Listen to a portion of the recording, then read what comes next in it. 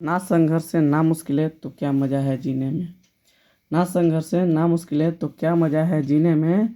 और आंधी तूफान भी थम जाएगी यदि लक्ष्य बना हो सीने में। तो स्वागत है आप लोग के अपने यूट्यूब चैनल मैथ्स विजन में। तो जी हाँ दोस्तों, जैसा कि आप लोग थंबनेल देख ही चुके हैं कि हम लोग शुरू करने वाले हैं आज अपने फिजिक्स में जो 5 नंबर का क्वेश्चन आता है उसको हम लोग शुरू करने वाले हैं। और ये सीरीज़ जो है थोड़ा सा लंबा चलेगा। इस सीरीज़ में हम लोग बेसिकली जितना भी फिजिक्स के जो 5 नंबर का क्वेश्चन है उसको हम लोग कवर कर लेंगे। ठीक है, तो आप लोग मेरे इस चैनल से जुड़े रहिए और चैनल को सब्सक्राइब कीजिए और वीडियो मेरा अच्छा लगता है तो उसको लाइक कीजिए। साथ ही साथ इसको अपने दोस्त के साथ शेयर भी कीजिए ताकि उनकी भी थोड़ी हेल्प हो जाए। तो बिना कोई देरी किए शुरू करते हैं आज के अपना फर्स्ट क्वेश्चन। तो आज का जो क्वेश्चन है मेरा वो पूछा है हुआ कि विद्युत द्विध्रुव के कारण विद्युत क्षेत्र की तीव्रता का व्यंजक। ठीक है, तो इसमें बेसिकली 3 कंडीशन बनता है। तो हम कंडीशन न डिस्कस करते हुए थोड़ा सा बेसिक इन्फॉर्मेशन आपको दे देते हैं। ठीक है, मतलब हम आपको बता रहे हैं थोड़ा सा बेसिक इन्फॉर्मेशन, बेसिक इन्फो। ठीक है ना, बेसिक इन्फॉर्मेशन क्या है? तो सबसे पहला इन्फॉर्मेशन ये है कि अगर मान लीजिए यहाँ पे कोई पॉइंट है जहाँ पे प्लस क्यू चार्ज है और इस चार्ज से यदि आर दूरी पर कोई पॉइंट पी है और यहाँ पे अगर इलेक्ट्रिक फील्ड पूछ दे, विद्युत क्षेत्र की तीव्रता पूछ दे, तो उसका जो फॉर्मूला होता है वह ई, विद्युत क्षेत्र की तीव्रता को बेसिकली ई से दिखाया जाता है। हाँ, और इसका फॉर्मूला होता है के क्यू बटा आर स्क्वायर। कहने का मतलब ये होता है यहाँ पे कांस्टेंट। क्या होता है? ये जो के है बाबू, ये के क्या होता है? कांस्टेंट होता है। ये के कांस्टेंट होता है ना, जिसका वैल्यू एयर के लिए, मतलब जिसका वैल्यू किस पे? मीडियम पे डिपेंड करता है। जिसका वैल्यू क्या हुआ? मीडियम, मतलब माध्यम पे क्या करता है? वह डिपेंड करता है। ठीक है ना, इसके का वैल्यू मीडियम पे डिपेंड करता है। अगर इसके के वैल्यू के किसके बारे में? एयर के लिए फॉर एयर के लिए बात करें, फॉर एयर या वैक्यूम या फ्री स्पेस, अगर इसके के मान के लिए या तो हवा के लिए बात करें या निर्वात के लिए, या अगर बात करें तो के का वैल्यू जो होता है वो कितना होता है? 9 गुना 10 के पावर 9 क्या होता है?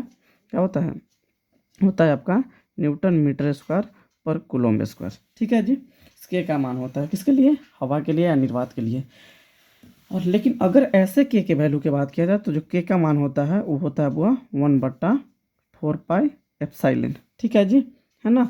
इतना वैल्यू के का याद रखेंगे। के का वैल्यू कितना होता है? 1/4 पाई एप्सिलॉन, कोई मीडियम के लिए। ठीक है, और हवा के लिए इसका मान डायरेक्ट याद रखेंगे 9 × 10⁻⁹ न्यूटन मीटर स्क्वायर पर कूलम्ब स्क्वायर। तो आपको पता चल गया कि अगर मतलब कोई बिंदु है और उस बिंदु से आर दूरी पर अगर कोई पॉइंट है और वहाँ पे अपने कोई इलेक्ट्रिक फील्ड पूछा तो उसका फॉर्मूला कितना हो जाएगा? के क्यू बट्टा आर स्क्वायर। ठीक है, पहला बेसिक इन्फॉर्मेशन ही हो गया।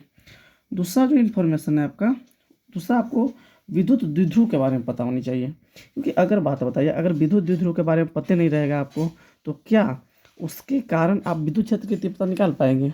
नहीं निकाल पाएंगे। तो दूसरा आपको पता होना चाहिए विद्युत द्विध्रुव के बारे में। विद्युत द्विध्रुव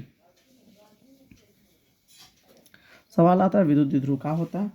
तो अगर विद्युत द्विध्रुव के बारे में हम बात करें तो देखिए, विद्युत द्विध्रुव बेसिकली एक सिस्टम है। क्या है? एक निकाय बोल सकते हैं इसको, निकाय। क्या आवेश का निकाय होता है? तो 2 आवेश का निकाय होता है बाबू। क्या आवेश का? 2 आवेशों का क्या होता है? निकाय होता है।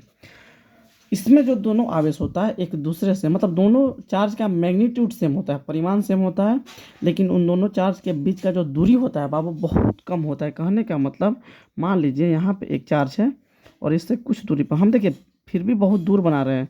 एक्चुअल में इतना भी दूर नहीं होता है, बहुत पास होता है और दोनों चार्ज का मैग्नीट्यूड सेम होता है और नेचर अपोजिट। अगर यहाँ पे माइनस क्यू चार्ज ले लें तो यहाँ पे क्या होता है? वो आपका प्लस क्यू चार्ज होगा। और ये दोनों चार्ज जो होता है एक दूसरे से काफ़ी न्यूनतम दूरी पर रहता है। लगभग इनके बीच का दूरी मिलीमीटर में या नैनोमीटर में या एंगस्ट्रम में होता है। जैसे 10⁻³ मीटर है ना, 10⁻⁶ मीटर या 10⁻⁻10 मीटर है ना। ये क्या हो गया? 1 मिलीमीटर हो गया, ये 1 माइक्रोमीटर हो गया और ये 1 एंगस्ट्रम है ना बाबू। तो इनके बीच का जो दूरी होता है या तो मिलीमीटर में होगा या सेंटीमीटर में होगा या फिर एंगस्ट्रम में होता है।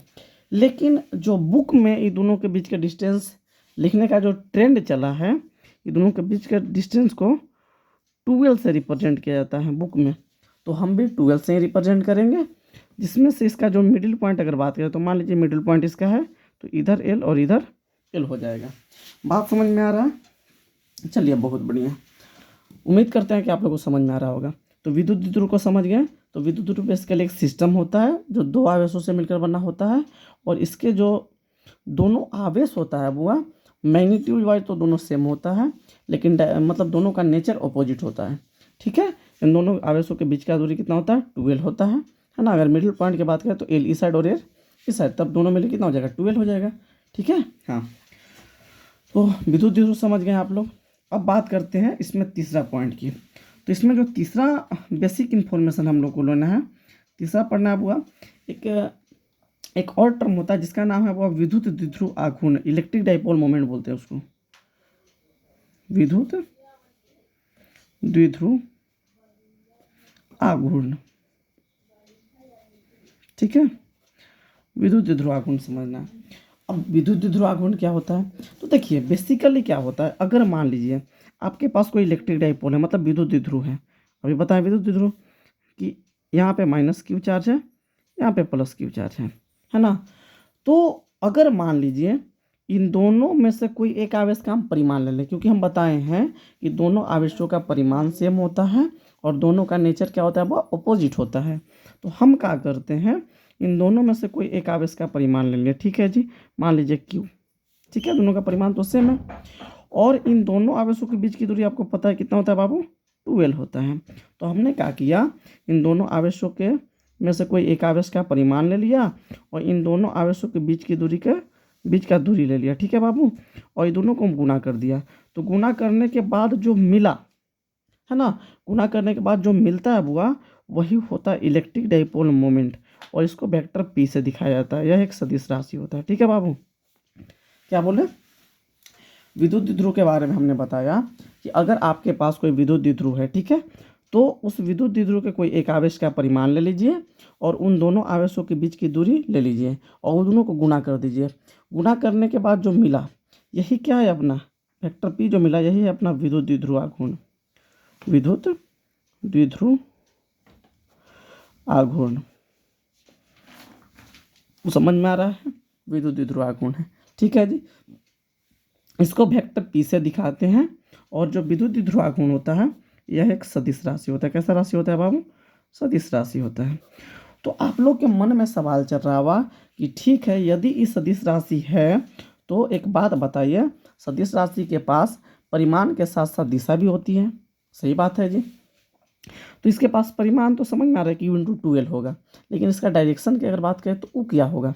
तो देखिए जो विद्युत द्विध्रुव आघूर्ण का जो दिशा होता है बुआ, वो होता है निगेटिव चार्ज से पॉजिटिव चार्ज की ओर, ऐसा डिफाइंड किया गया है।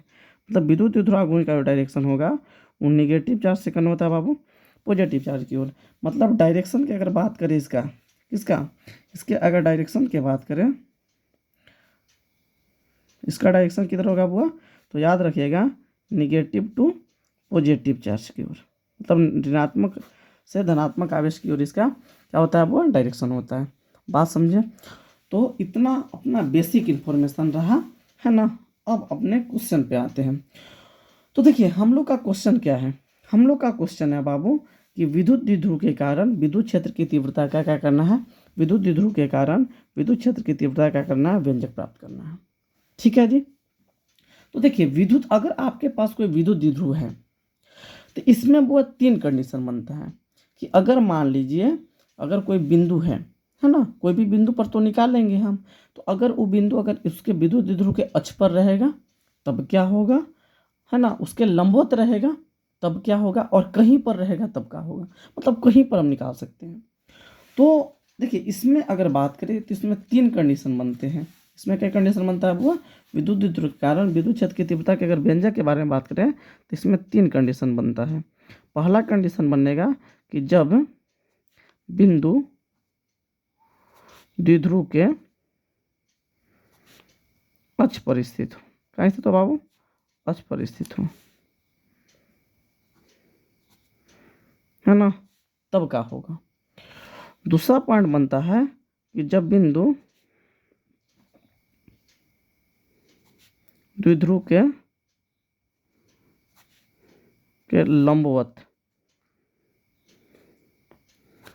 लंबवत स्थित हो, ठीक है। और तीसरा कंडीशन इसमें बनता है बुआ कि जब P बिंदु कहीं हो, जब P बिंदु कहीं पर स्थित हो, ठीक है जी। इसमें 3 कंडीशन बनता है। जब P बिंदु विद्युत द्विध्रुव के अक्ष पर होता है तो बेसिकली इसको अक्षीय स्थिति कहा जाता है। कौन स्थिति बाबू? अक्षीय स्थिति, ध्यान में रहेगा, अक्षीय स्थिति कहा जाता है। कब? जब P बिंदु द्विध्रुव के अक्ष पर होता है तब। और जब लंबवत होता है बाबू तो उसको निरक्षीय स्थिति कहा जाता है, निरक्षीय स्थिति, ठीक है।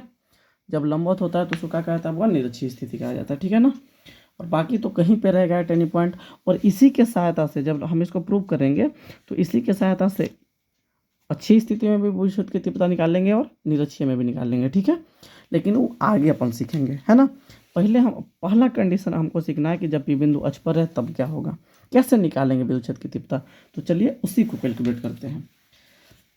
देखिए एक बात और हम बताना भूल गए, वो भी सुन लीजिए कि अगर मान लीजिए आपके पास प्लस क्यू आवेश है ना, तो प्लस क्यू आवेश की वजह से अगर मान लीजिए कहीं पे इलेक्ट्रिक फील्ड निकाले जाए, कहीं पर भी इलेक्ट्रिक फील्ड अगर देखें तो पॉजिटिव चार्ज के कारण विद्युत क्षेत्र की तीव्रता जो होता है बुआ उस आवेश से दूर होता है। मतलब यहाँ पर अगर इलेक्ट्रिक फील्ड निकालिएगा पॉजिटिव चार्ज के कारण तो इससे क्या होगा बुआ? इस आवेश से क्या रहेगा? दूर रहेगा, ठीक है जी, दूर है कि नहीं है। लेकिन अगर मान लीजिए निगेटिव आवेश के कारण निकालिएगा, है ना, माइनस क्यू आवेश रहेगा और उसके वजह से मान लीजिए विद्युत क्षेत्र की तीव्रता निकालिएगा, है ना। तो निगेटिव आवेश के कारण अगर विद्युत क्षेत्र की तीव्रता रहेगा तो निगेटिव चार्ज के कारण विद्युत क्षेत्र की तीव्रता क्या होता है? उसके ओर होता है। ये बात आप लोग ध्यान में रखिएगा। विद्युत क्षेत्र की तीव्रता विद्युत क्षेत्र की तीव्रता होगा, ठीक है। ये बात आप लोग को ध्यान में रखिएगा क्या कि पॉजिटिव चार्ज के कारण किसी बिंदु पर विद्युत क्षेत्र की तीव्रता उस आवेश से दूर होती है और निगेटिव चार्ज के कारण विद्युत क्षेत्र की तीव्रता उस आवेश की ओर होती है ना। एक बात और ध्यान दीजिएगा कि डिस्टेंस जितना यहाँ पे आप नोटिस कर पा रहे हैं कि जो इलेक्ट्रिक फील्ड है बाबू वो इन्वर्सली प्रोपोर्शनल है 1/r² के। मतलब आर का वैल्यू जितना ज़्यादा होगा इलेक्ट्रिक फील्ड उतना का होगा? कम होगा, विद्युत क्षेत्र की तीव्रता उतना कम होगा, है कि नहीं बात। अगर आर को 2 गुना करेंगे तो क्या हो जाएगा? विद्युत क्षेत्र की तीव्रता 4 गुना घट जाएगा, है कि ना बात। तो याद रखिएगा कि आर बढ़ाने पर क्या होगा? विद्युत क्षेत्र की तीव्रता घटेगा और आर कम होगा तो विद्युत क्षेत्र की तीव्रता क्या होगा बाबू? बढ़ेगा। ये भी बातें को ध्यान में रखना है, ठीक है। तो चलिए हम लोग शुरू करते हैं आज अपना जो फर्स्ट क्वेश्चन है। जब P बिंदु कहाँ रहे? द्विध्रुव के अक्ष पर स्थित रहे। तो पहला जो हमारा क्वेश्चन है ना, पहला कंडीशन हम लोग डिस्कस करने वाले हैं। पहला कंडीशन क्या है मेरा कि जब P बिंदु कहाँ? द्विध्रुव के अक्ष पर स्थित हो।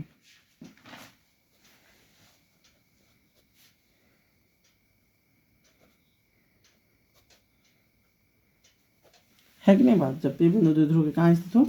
अक्ष पर स्थित हो। और इसको बेसिकली हम नाम देते हैं वो, इसको बोलते हैं अक्षीय स्थिति। कौन स्थिति? अक्षीय स्थिति, याद रहेगा। चलिए बहुत बढ़िया। तो सबसे पहले हम लोग डाइपोल बनाएंगे, विद्युत द्विध्रुव बनाएंगे। तो देखिए विद्युत द्विध्रुव हम अभी बता चुके हैं कि इसमें होता है equal magnitude and opposite nature का चार्ज होता है ना। तो मान लीजिए यहाँ पे मेरा है माइनस क्यू आवेश, ठीक है जी, और यहाँ पे है मेरा प्लस क्यू आवेश। समझ में आ रहा है? बहुत बढ़िया। और हम बताएं कि इसका एक मिडिल पॉइंट होता है। मान लीजिए इसका मिडिल पॉइंट है O, है ना। हमने इस विद्युत द्विध्रुव का नाम दिया AB। क्या नाम दे दिया बाबू? AB नाम दे दिया। इसका मिडिल पॉइंट O है ना। और इसके बीच की दूरी हमने अभी बताया आपको कितना होता है वो? 2L होता है ना, जिसमें से L इधर और L इधर, तो L कितना हो जाएगा? 2L, है ना। अब P बिंदु है क्या? तो P बिंदु मतलब P बिंदु कहाँ है? मतलब इसके अक्ष पर है, है ना, जब लिखा है ना, जब भी बिंदु का द्विध्रुव के अक्ष पर, तो मान लीजिए हमने बिंदु का नाम दे दिया पी, और ये जो पी बिंदु है बाबू, ये बिंदु द्विध्रुव के अक्ष पर है, मतलब इसी में है। अब अक्ष पर का ना हो सकता है, या तो इस साइड हो सकता है या फिर इस साइड हो सकता है, तो हमने इस साइड लिया। मान लीजिए इसका एक्सिस है और इसके एक्सिस पर यहाँ पर कुछ दूरी पर मान लीजिए यहाँ पे पॉइंट पी है, ठीक है, और यहाँ पर हमको विद्युत क्षेत्र की तीव्रता निकालना है। सही है जी।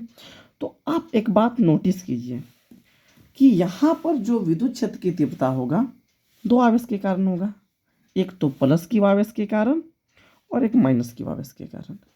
अच्छा, हम मान लेते हैं कि यहाँ से इसके मिडिल पॉइंट से इस पी बिंदु का जो दूरी है बाबू स्मॉल आर है। कितना है? स्मॉल आर मान लेते हैं, ठीक है। तो यहाँ पर जो विद्युत क्षेत्र की तीव्रता होगा पी बिंदु पर, वो दो आवेश की वजह से होगा, एक तो प्लस की आवेश की वजह से और एक माइनस की आवेश की वजह से। तो प्लस की आवेश की वजह से जो विद्युत क्षेत्र की तीव्रता होगा बाबू, हम बताए हैं कि पॉजिटिव चार्ज के कारण विद्युत क्षेत्र की तीव्रता उससे दूर होती है। तो इसके वजह से जो विद्युत क्षेत्र की तीव्रता होगा इस साइड होगा, है ना, ई। और मान लेते हैं इसको नाम क्या देते हैं, वेक्टर ई बी बोल देते हैं। किस लिए? पहचानने के लिए कि बी पर क्या आवेश, मतलब प्लस की आवेश की वजह से है ये, ठीक है। अच्छा, और एक तो इस आवेश की वजह से होगा, तो हमने आपको बताया है कि माइनस की आवेश के कारण जो विद्युत क्षेत्र की तीव्रता होता है उस आवेश के ओर होता है ना। तो इसके वजह से जो यहाँ पर विद्युत क्षेत्र की तीव्रता वो क्या होगा, इधर होगा, है ना। समझिएगा बात को। इसको हमने क्या दे दिया, इसका नाम दे देते हैं वेक्टर ई, ए नाम दे देते हैं, पहचानने के लिए कि ए पर क्या आवेश के कारण है। समझ आए? ये स्ट्रेट होगा लाइन, सीधा हटका तिरछा बना, कोई दिक्कत नहीं है। अब एक बात आप नोटिस कर पा रहे होंगे यहाँ पे कि एक एरो हमने बड़ा बनाया है और एक एरो हमने छोटा बनाया है। आप सोचिए, देखिए बात ऐसा है कि हमने अभी आपको बताया कि अगर आर का मान कम होगा तो इलेक्ट्रिक फील्ड ज़्यादा होगा, क्योंकि इन्वर्सली मतलब स्क्वायर लॉ के है ना, और आर का मान ज़्यादा होगा तो इलेक्ट्रिक फील्ड का मान कम होगा। तो एक बात बताइए, दोनों आवेश का परिमाण तो सेम है, सिर्फ नेचर का फर्क है ना बाबू। और देखिए इस आवेश से इस बिंदु का जो दूरी है वो कम है। जब दूरी कम है, मतलब आर का मान जब कम है, तो इसके वजह से जो यहाँ पे इलेक्ट्रिक फील्ड होगा वो ज़्यादा होगा। तो ये दिखा रहा है कि जो एरो ज़्यादा बड़ा बनाने का मतलब क्या है कि इस इलेक्ट्रिक फील्ड का जो परिमाण है वो इस इलेक्ट्रिक फील्ड के परिमाण से क्या है, ज़्यादा, और है भी। क्योंकि बाबू इस बिंदु का इस आवेश से जो दूरी है वो कम है, और इस बिंदु का इस आवेश से जो दूरी है, माइनस की आवेश से जो दूरी है वो ज़्यादा है। तो चूंकि इस आवेश से इस बिंदु का दूरी ज़्यादा है, इसलिए इसके वजह से यहाँ पे विद्युत क्षेत्र की तीव्रता का परिमाण कम होगा। सही है, क्योंकि दूरी ज़्यादा है, और इसके वजह से जब दूरी कम है तो यहाँ पे विद्युत क्षेत्र का परिमाण क्या होगा, इसकी वजह से ज़्यादा। तो इसलिए इसके वजह से जो विद्युत क्षेत्र की तीव्रता ई है तो इसका परिमाण ज़्यादा है, इसलिए इसका एरो लंबा है, और इसके वजह से परिमाण यहाँ पे कम है, इसलिए इसका एरो क्या होगा, छोटा। समझ गए? बहुत बढ़िया। अब दोनों को हम कैलकुलेट करते हैं कि वेक्टर ई ए कितना, वेक्टर ई बी कितना। तो सबसे पहले अगर वेक्टर ई ए के बारे में बात करें, है ना, इसके बारे में, तो वेक्टर ई ए, तो एक बात बताएं, सबसे पहले हम लिखना चाहें तो चूंकि वी नो दैट हम लोग जानते हैं, क्या जानते हैं बाबू, कि जो इलेक्ट्रिक फील्ड होता है वो कितना होता है, के क्यू बट्टा आर स्क्वायर। अभी हम निकाले हैं कि इलेक्ट्रिक फील्ड कितना होता है बाबू, के क्यू बट्टा आर स्क्वायर। देखिए है कि नहीं बात, बिंदुवत आवेश के कारण, है ना, समझ में आ रहा है? देखिए यहाँ पे के क्यू बट्टा आर स्क्वायर, है ना, बिंदुवत आवेश के कारण। तो वही यहाँ पे हम दिखाना चाह रहे हैं कि हम इलेक्ट्रिक फील्ड का फॉर्मूला जानते हैं, ई बराबर के क्यू बर बट्टा एक्स स्क्वायर या आर स्क्वायर, है ना। अब एक बात समझिएगा, हमको क्या निकालना है, दो इलेक्ट्रिक फील्ड निकालना है। पहला हमको निकालना है ई ए। तो अगर ई ए के बारे में बात करें, इसलिए कोची के बारे में बात करें, ई ए के बारे में बात करें, तो ई ए कितना होगा, के तो आएगा बाबू कॉन्स्टेंट है। क्यू, तो क्यू ई किसके वजह से इलेक्ट्रिक फील्ड है, इसके वजह से, और इसका परिमाण लेंगे हम बेसिकली, है ना। तो क्यू आपको क्या माइनस क्यू नहीं, क्योंकि वह ई सदिश राशि है, और सदिश का परिमाण कभी ऋणात्मक नहीं होता है, आपको भी पता होगा, है ना। नहीं पता है तो याद रख लीजिए कि कभी भी सदिश राशि का परिमाण ऋणात्मक नहीं होता है। इसलिए कभी भी हम इसके परिमाण को कैलकुलेट करते हैं विद्युत क्षेत्र की तीव्रता को, तो चार्ज का जो साइन लेते हैं वो हमेशा पॉजिटिव रहते हैं। बात क्लियर है जी। तो इसका भले इसके वजह से इलेक्ट्रिक फील्ड निकाल रहे हैं तो इसका साइन क्या पॉजिटिव लेंगे, ठीक है। बट्टा क्या हो गया के क्यू बट्टा आर स्क्वायर, मतलब यहाँ से यहाँ के बीच की दूरी कितना है, ए पी है, तो मतलब क्या हो जाएगा, ए पी का क्या हो जाएगा बाबू, स्क्वायर हो जाएगा। बात समझ में आ रहा है। चलिए आगे बढ़ते हैं अपन। अगर इसको अपन कैलकुलेट करें तो कितना आ जाएगा, ये हो जाएगा आपका के क्यू तो रहेगा ही बटा ए पी कितना है, तो ए पी दो डिस्टेंस से मिलकर बना है, क्या क्या ए पी है क्या हुआ, ओ पी और ए ओ। ओ पी में अगर ए ओ जोड़ दें तो पूरा ए पी मिल जाएगा, सही गलत। देखिए ये पूरा ए पी है, अब ए पी कैसे निकलेगा, तो ओ पी प्लस ए ओ पी प्लस ए ओ, है ना। तो मतलब क्या करें, इसको हम लिख सकते हैं कुछ हुआ ओ पी प्लस ए ओ, और इसका स्क्वायर है तो इसका भी क्या हो जाएगा, स्क्वायर हो जाएगा, ठीक है जी। आगे देखिए तो ये हो जाएगा, क्यू तो होना ही है। अब आगे देखिए ओ पी का वैल्यू कितना है, ओ पी का वैल्यू कितना है बाबू, तो आर हो जाएगा। अब प्लस इसका वैल्यू कितना है, एल है ए ओ का, तो हो जाएगा एल, मतलब आर प्लस एल का क्या हो जाएगा, स्क्वायर। मतलब यहाँ से अगर आप देखना चाहें तो इसलिए अगर देखना चाहें तो इलेक्ट्रिक फील्ड जो है ए की वजह से कितना हो गया बुआ, तो कितना हो गया के क्यू बट्टा कितना हो गया आर प्लस एल का स्क्वायर। समझ में आया, कोई दिक्कत है, कौन माइनस की आवेश की वजह से यहाँ पे इलेक्ट्रिक फील्ड आया, सही है जी। लेकिन हमको तो नेट निकालना है, तो सबसे पहले ईबी पे तो निकालना पड़ेगा। अच्छा तो देखिए ईबी कैसे निकालते हैं, इसी प्रकार से अगर ईबी का बात करें, मतलब प्लस क्यू आवेश की वजह से जो यहाँ पे इलेक्ट्रिक फील्ड है उसका बात करें अपन, तो क्या होगा, के तो आएगा, क्यू भी हो गया, बट्टा क्या होता है दोनों आवेशों की, मतलब आवेश और बिंदु के बीच की दूरी, तो आवेश है प्लस क्यू, बिंदु है पी, तो मतलब बी पी क्या हो जाएगा, बी पी का क्या हो जाएगा बाबू, स्क्वायर। आवेश और बिंदु के बीच की दूरी क्या है, बी पी है। तो यहाँ से अगर देखिए तो के हो जाएगा, क्यू हो जाएगा बट्टा बीपी कितना है, बीपी को हम ऐसा लिख सकते हैं बुआ, अगर मान लीजिए ये ओपी है, ओपी में से अगर हम ओबी को घटा लें, ये पूरा ओपी में से अगर ओबी को घटा लें तो क्या बच जाएगा, बीपी नहीं बच जाएगा, सही सोचिए, ये ओपी में से अगर ओबी को घटा लें तो क्या बच जाएगा, बीपी बच जाएगा। तो हम बीपी को क्या लिख सकते हैं बुआ, क्या लिख सकते हैं, ओपी माइनस का ओबी के क्या रहेगा, बीपी को हम लिख दिए और इसका स्क्वायर था तो स्क्वायर आ गया। बात समझ में आ रहा है।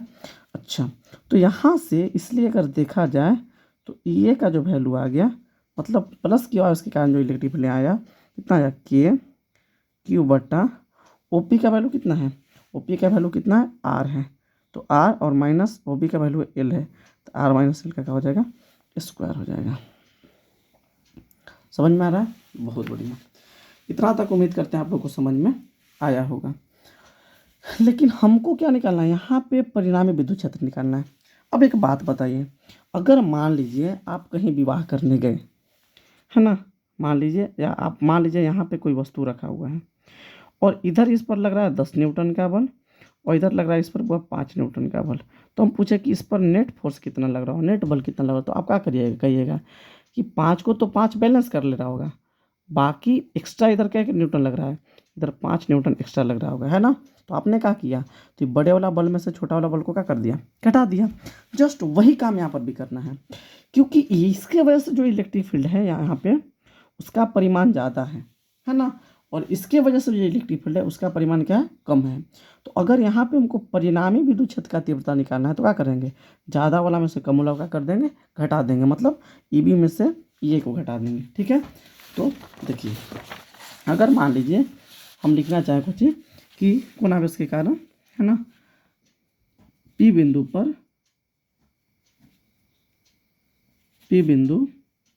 पर परिणामी विद्युत क्षेत्र की तीव्रता,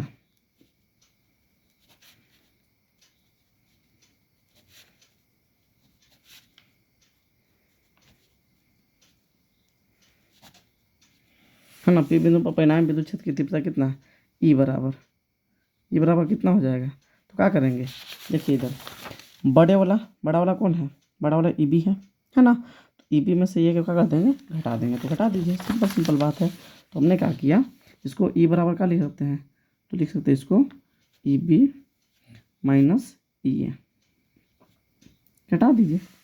अच्छा, तो ई बी कितना था, तो देख लीजिएगा आप, के है ना, क्यू बटा आर माइनस एल का स्क्वायर था, ठीक है।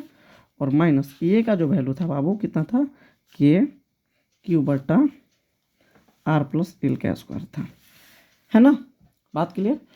अब देखिए इसको कैलकुलेट करते हैं अपन, कैलकुलेट करें तो देखिए कॉमन है कुछ, के क्यू दोनों में कॉमन है, तो हमने क्या किया, के क्यू को कॉमन ले लिया। तो यहाँ से कितना बच गया, यहाँ से आपका जो बच गया बाबू, बच गया 1 बटा आर माइनस एल का स्क्वायर और माइनस 1 बटा आर प्लस एल का स्क्वायर, बात क्लियर है। अच्छा, तो यहाँ से आपका हो गया के क्यू, है ना। अब हमने क्या किया, ये दोनों का एलसीएम ले लिया, तो कितना, आर माइनस एल क्या क्या है, square into R plus L का स्क्वायर, है ना।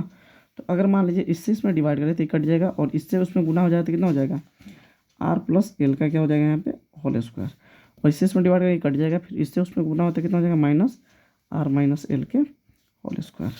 अच्छा आगे, तो के क्यू रह गया बाबू, अब इसको क्या करेंगे, ए प्लस बी के होल स्क्वायर, तो ए स्क्वायर प्लस बी स्क्वायर और प्लस 2ab मतलब 2rl हो जाएगा, ठीक है ना। माइनस इसको भी करेंगे तो ए स्क्वायर हो जाएगा प्लस बी स्क्वायर हो जाएगा और माइनस 2rl हो जाएगा, ठीक है जी। और बटा क्या है, बटा दोनों के स्क्वायर को एक पर कर दो, तो r माइनस एल इंटू क्या हो जाएगा, r प्लस एल का दोनों के स्क्वायर को हमने क्या कर दिया, एक पर कर दिया, ठीक है जी। अब सुनिए, अब क्या करते हैं, हम क्या करते हैं, के क्यू, अब समझिए यहाँ पे आर स्क्वायर रहा, R square plus L square plus 2rl, minus अंदर गुना कीजिए तो minus R square minus L square और माइनस माइनस का हो जाएगा तो प्लस 2rl, है ना। और बट्टा नीचे का हो जाएगा ए माइनस बी इंटू ए प्लस बी, आपको पता है कि ए माइनस बी इंटू ए प्लस बी जो होता है वो क्या होता है, ए स्क्वायर माइनस बी स्क्वायर, पता है ना। तो ए स्क्वायर, तो ए के जगह पर कितना है, तो ए के जगह पर आर है तो आर स्क्वायर हो जाएगा माइनस एल स्क्वायर और इसका भी क्या होल स्क्वायर, बात समझ में आ रहा है। चलिए बहुत बढ़िया है, आगे बात करते हैं। तो अब देखिए ई आर स्क्वायर माइनस में, ई प्लस में है और ई माइनस में कट जाएगा, तो बच जाएगा कितना, तो आपका बच जाएगा के क्यू बट्टा 2rl और 2rl कितना हो जाएगा 4rl बट्टा क्या हो जाएगा बुआ R square minus L square का होल स्क्वायर, ठीक है जी। अच्छा बहुत बढ़िया, आगे अपन समझते हैं। आगे अगर समझे तो क्या होगा, बात समझिए, यहाँ पे सिंपल बात है क्या, कि अगर मान लीजिए हम इसको ऐसे लिखें, देखिए थोड़ा सा लिखने का अंदाज बदलता है, तो के है ना, हम इसको क्या लिख देते हैं 4rl, है ना, इसको हम ऐसे लिखते हैं, इसको कैसे करते हैं, 2r को अलग कर देते हैं, है ना, और इसको लिख देते हैं q इंटू 2l बटा कितना हो जाएगा R square minus L square के होल स्क्वायर, बात क्लियर है जी, कोई दिक्कत नहीं ना। देखिए हमने क्या किया, देखिए अब गुना करके देखिए, 2 दूनी 4rl अभी भी लिखल है, इंटू क्यू अभी भी है, खाली लिखने का अंदाज क्या हो गया, बदल गया। तो अब एक बात बताइए, हमने इसको इस अंदाज में लिखा, एक बात आप रिकॉल कीजिए, पीछे हमने आपको बताया कि जो q इंटू 2l होता है वो p के बराबर होता है, विद्युत द्विध्रुवाघूर्ण का मान होता है, बताएं कि नहीं बताएं। तो एक बात बताइए, जब इसको हम कितना लिखे बाबू, के मतलब 4rl था तो के को रखें, 2r को बाहर कर दिए, फिर क्या कर दिए q को अंदर कर 2l लिख दिए, अभी भी क्या लिखल है 2 दूनी 4rl, है ना, इंटू क्यू अभी भी वही लिखल है, खाली लिखने का अंदाज बदल गया। लेकिन इससे फ़ायदा का फ़ायदा ये हुआ बाबू कि q इंटू 2l के जगह पर हम p लिख सकते हैं, पीछे जो हम बताएं तो p बराबर का होता है q इंटू 2l, होता है कि नहीं होता है, विद्युत द्विध्रुवाघूर्ण। तो इसलिए यहाँ से जो इलेक्ट्रिक फील्ड आया हुआ कितना आया, के इंटू कितना आया 2r इंटू पी बट्टा R square minus L square के होल स्क्वायर, ठीक है। लेकिन अब देखिए, यहाँ तक अगर समझें तो अपने को एक बात यहाँ समझना है। क्या समझना है, पहले सुनिए। यहाँ पे अब अपने को एक बात समझना है बाबू कि क्या हमने आपको पीछे ही बताया है कि जो दोनों आवेशों के बीच के विद्युत द्विध्रुव में जो दोनों आवेशों का बीच का दूरी होता है बहुत कम होता है। मिलीमीटर में, माइक्रोमीटर में, एंगस्ट्रम में होता है, बहुत छोटा दूरी होता है। अगर इसके एल के कंपेयर में इस आर के बारे में बात करें, ये आर है ना, इस आर के बारे में बात करें तो एल के कंपेयर में आर का मान बहुत बड़ा है। ठीक है बाबू, तो एक बात बताइए कि अगर मान लीजिए आर का मान बहुत बड़ा है एल के कंपेयर में, तो आर स्क्वायर और बड़ा हो गया, और आर स्क्वायर और बड़ा हो गया, और एल चूंकि छोटा है तो इसका स्क्वायर तो और छोटा नंबर का स्क्वायर और छोटा होता है कि नहीं बात। तो ये तो 9 के बराबर हो गया। अब एक बात बताइए, ये तो वही कहानी हो गया कि अगर मान लीजिए आपके पास कोई समुद्र है और समुद्र में आप 1 लोटा पानी डाल दीजिएगा तो क्या उसमें से कोई फ़र्क पड़ेगा? नहीं। या 1 लोटा पानी हम निकाल ही लेंगे यहाँ से तो कोई फ़र्क पड़ेगा? नहीं पड़ेगा। तो सिंपल बात वही है कि ये आपका है समुद्र, बहुत ज़्यादा पानी, और यह आपका 1 लोटा पानी। समुद्र में से आप हल्का पानी निकाल रहे हैं तो क्या फ़र्क पड़ेगा? मिला जुला के पानी तो वही रहेगा। तो कहने का मतलब है कि यह चूँकि क्या है यहाँ पे, चूँकि क्या है, जो आर का मान है बहुत बहुत बहुत ज़्यादा है एल से, इसलिए अगर मान लीजिए आर स्क्वायर में से अगर एल स्क्वायर मतलब समुद्र के पानी में से 1 लोटा पानी अगर निकाल भी लेंगे तो मिला जुला के अगर पानी रहेगा समुद्र के पानी के बराबर रहेगा, आर स्क्वायर के बराबर रहेगा, है कि नहीं बात। तो यहाँ पे अगर उसका वैल्यू पुट करें तो जो ई आएगा वो कितना आएगा बुआ, के इंटू 2RP बट्टा हो जाएगा कितना, इसके जगह आर स्क्वायर रखेंगे तो आर स्क्वायर का भी स्क्वायर हो जाएगा, तो इसको कैलकुलेट करेंगे तो के इंटू 2RP बट्टा आर के पावर कितना हो जाएगा 4, और आर से एक आर कट जाएगा तो कितना हो जाएगा 3। तो इसलिए ई का जो फाइनल रिजल्ट निकल के आएगा कितना आएगा, के इंटू 2P बट्टा आर क्यूब। ई है आपका विद्युत क्षेत्र की तीव्रता जब पी बिंदु अक्ष पर रहेगा तब। बात समझ में आया? उम्मीद करते हैं कि आप लोग को समझ में आया होगा। अगर फिर भी है ना हम इतना अच्छे से समझाएं, अपने तरफ से बेस्ट समझाएं, अगर फिर भी कोई चीज़ में अगर आपको दिक्कत लगे तो आप कमेंट कीजिए, है ना, वीडियो को फिर से देखिए, है ना, समझ में नहीं आया तो कमेंट कीजिए, हम उसको फिर से डाउट क्लियर करने का प्रयास करेंगे। ठीक है, तो उम्मीद करते हैं कि आज हम जो भी पढ़ाए होंगे, है ना, आप लोग को समझ में आया होगा, है ना। नेक्स्ट वीडियो में हम लोग इसका जो सेकंड कंडीशन जो पी बिंदु क्या रहेगा, लंबवत रहेगा, अर्थात निरक्षीय स्थिति को हम लोग क्या करेंगे, डिस्कस करेंगे, है ना। उसके बाद हम लोग जो थर्ड कंडीशन है एट एनी पॉइंट उसको डिस्कस करेंगे, और इस प्रकार से हम लोग का जो सिलसिला है वो बढ़ता रहेगा, और हम कोशिश करेंगे कि जो आपका बोर्ड एग्जाम है, बोर्ड एग्जाम से पहले जितना भी 5 नंबर वाला क्वेश्चन है फिजिक्स में वो सबको हम कवर करवा दें। तब तक के लिए आज इतना ही, अपने लेक्चर को रखते हैं। आप लोग हंसते रहिए, मुस्कुराते रहें। तब तक के लिए आपको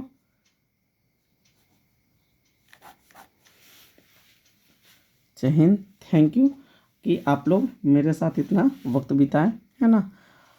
यूं ही आप लोग हंसते रहें, मुस्कुराते रहें, और आप अच्छे से पढ़ाई करते रहें। शुक्रिया, धन्यवाद।